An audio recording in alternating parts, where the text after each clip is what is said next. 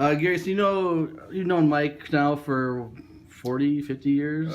40 years, better part of 40, 45 years. I remember he and I and Charlie Cross, who was a great football player at Wahlert and played at Iowa, and Mike would ride to Iowa City every game day when I was broadcasting games on KDTH with the legendary Hall of Fame broadcaster Red McAleese, who I replaced at KDTH years ago when Red's health deteriorated. So it was Mike and I and Red and Charlie every Saturday for about 7 years, and then when I moved into television, we stayed close. We worked together here at the bank, at U.S. Bank, First National Bank then. Yeah, we've had a wonderful 45-year relationship, I'd say, roughly. I understand Mike's really, truly is a Midwest kind of guy. I heard he actually got out of Dallas.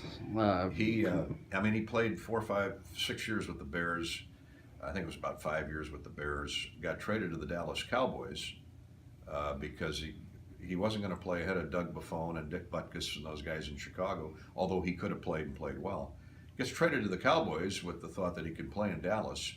And he was in training camp for a short period of time, and he walked into Tom Landry's office one day and said, Coach, I miss Dubuque, I miss Iowa, I miss the Midwest, my family. I'm going to request a trade. And Coach Landry, one of the greatest coaches ever, said, well, let me think about it, Mike. Let me see what I can do. A couple days later, he calls him in and said, Mike, I got some bad news for you. Mike immediately thought he'd been traded to the Rams or New Orleans or Miami. He said, you've been traded to the Vikings. Well, he did a cartwheel or a backflip, as he told me, and ended up going to the Super Bowl that year with his beloved teammates at Iowa, Wally Hilgenberg, Paul Krause, those great Viking teams.